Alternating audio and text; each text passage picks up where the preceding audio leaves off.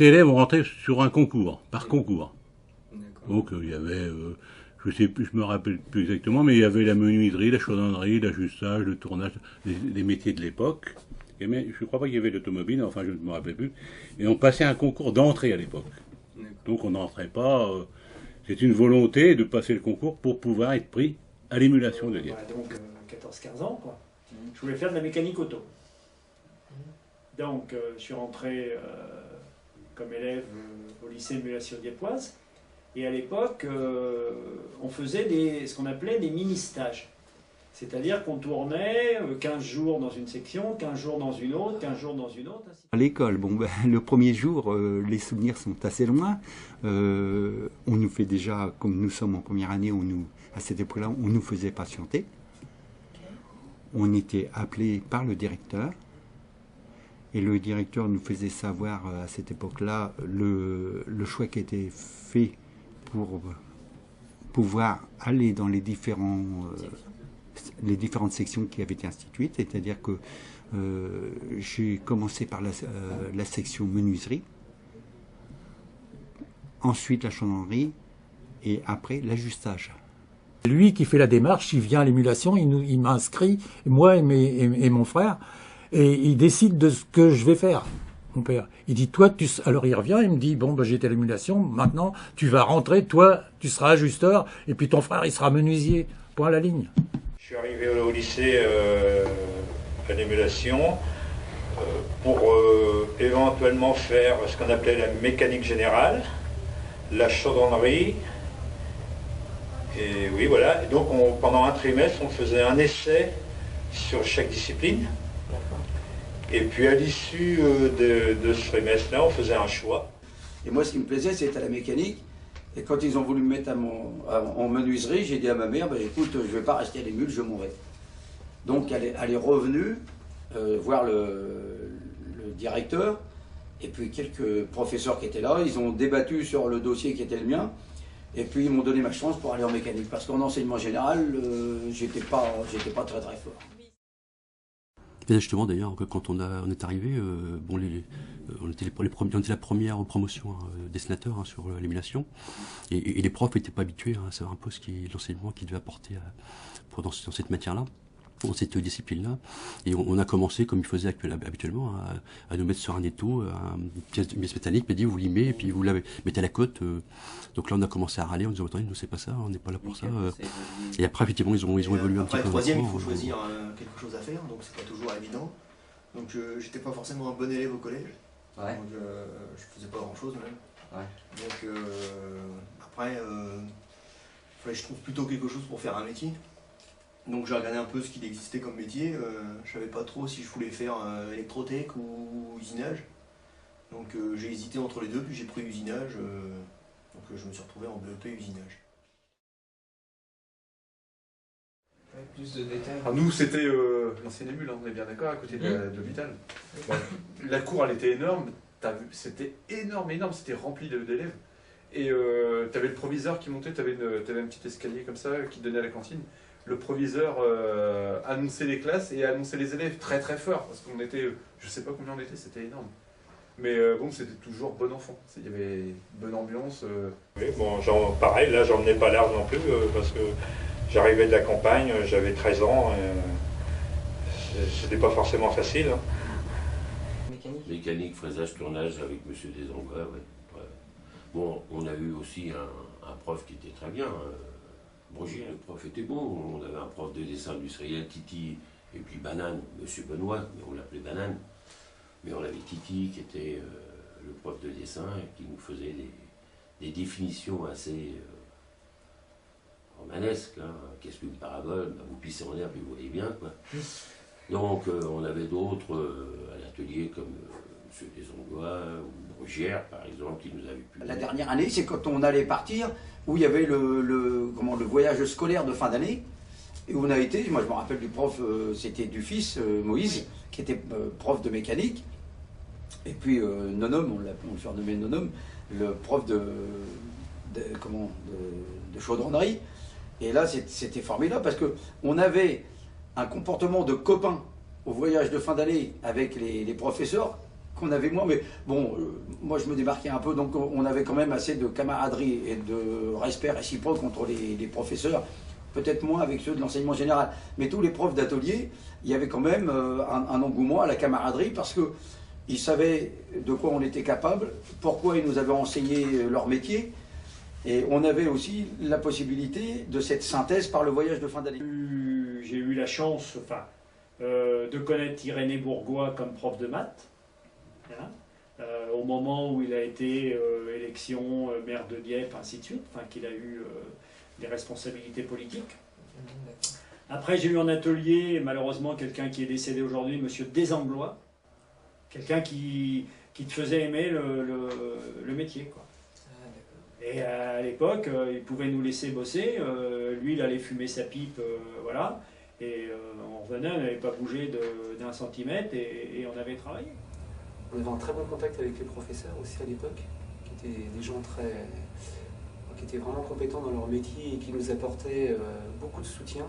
Je me souviens de professeurs d'atelier, professeurs de techno ou de schéma, qui allaient vraiment nous titiller pour qu'on trouve les solutions aux problèmes.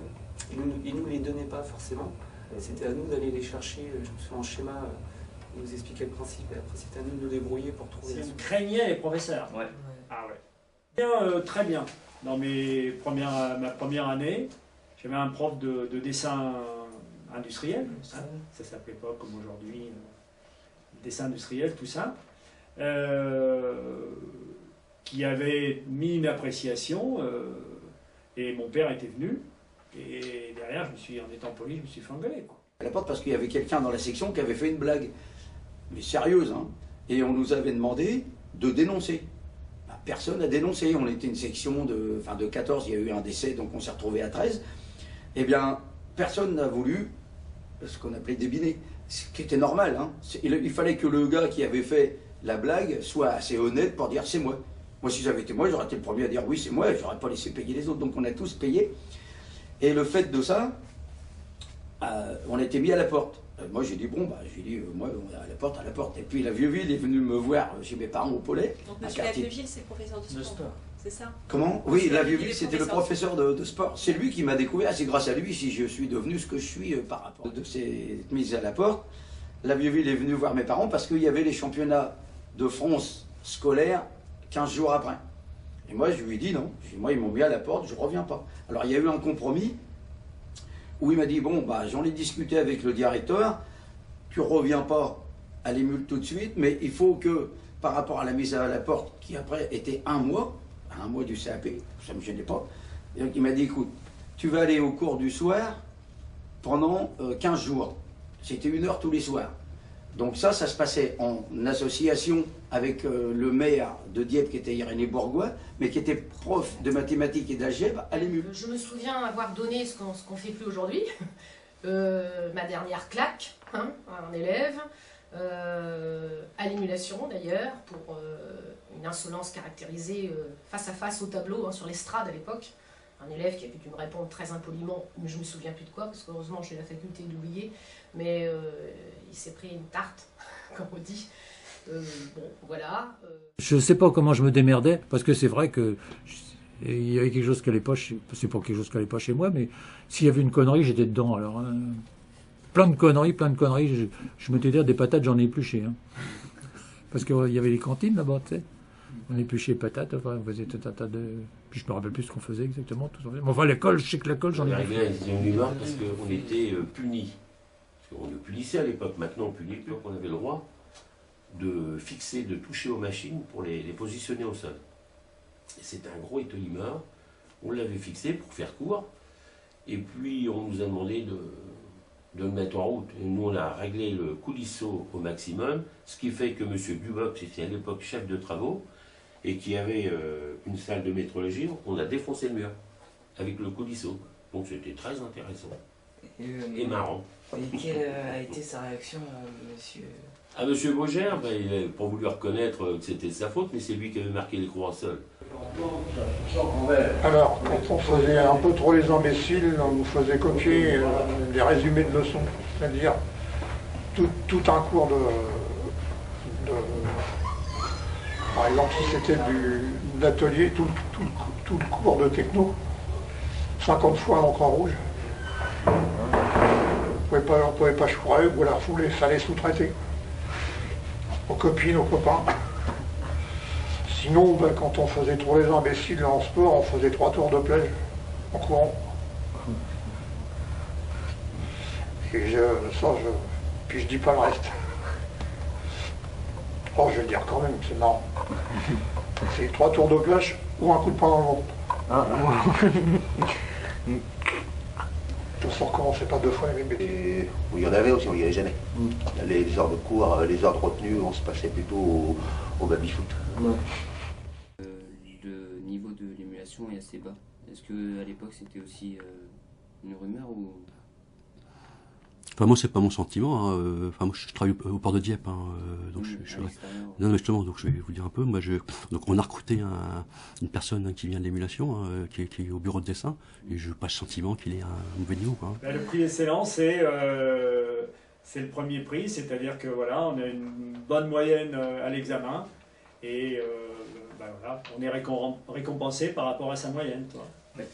Souvenirs, ça. Ce sont des bons souvenirs, oui, tout à fait, parce que bon, ça veut dire que derrière, ça m'a permis de pouvoir continuer à progresser, quoi. Voilà. Très bon. Très bon. Ah oui. Non, en toute modestie, j'étais très bon. Oui. En toute modestie, j'étais très bon. On a retrouvé des... Ouais, je savais. En tout cas, s'ils étaient comme vous ou... C'est-à-dire que moi, j'avais déjà le BEPC. Tous ceux qui étaient avec moi, en général, avec le certificat. Qui faisait que bon, j'avais un petit avantage sur eux, notamment en maths, tout ça, français, puisque le niveau était différent. Mais ceux qui avaient le certificat étaient très bons aussi, attention. Les cours étaient dispensés sur 40 heures. Donc nous avons lundi, mardi complet, c'est-à-dire 2 fois 8 heures. Le mercredi matin, 4 heures.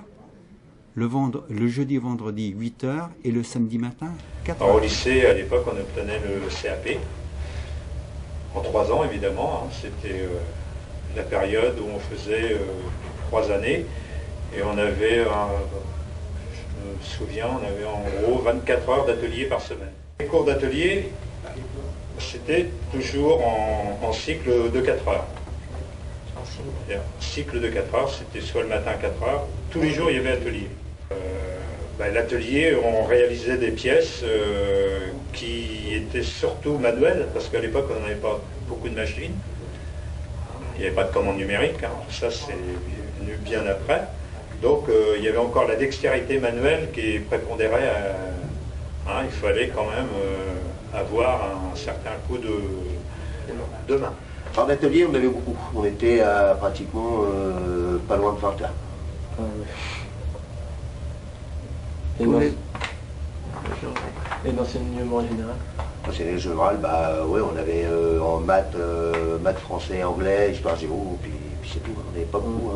Je pense que c'est les meilleures années que j'ai passées de ma vie, parce que on apprend beaucoup de choses. Moi, je suis quelqu'un qui aime bien apprendre, qui aime bien découvrir les choses. Donc c'est clair que quand on est à l'école, on s'intéresse à ce qu'on fait, à son métier, à notre futur. Mais pourquoi? Je ne me rappelle plus.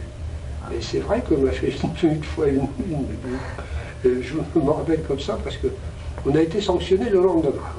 Hein. Quelle sanction, je ne me rappelle plus. Non plus, mais on a fait une journée de grève. J'ai souvenir d'une grève où j'étais en cours avec Madame Lefebvre, qui est toujours enseignante ici en VSP. Ouais. Donc on était, là, sur la photo, on était... je crois qu'on devait être dans cette classe qui est ici, juste qui faisait l'angle, quelque chose comme ça. Et il y avait grève, donc c'était, je ne me rappelle plus quel sujet de la grève. Je sais que c'était des élèves de Pablo Neruda qui étaient descendus, puis qui étaient arrivés au lycée. Puis Madame Lefebvre, elle avait dit, vous inquiétez pas, ils vont être bloqués à la porte, on va fermer la porte, on va continuer notre cours.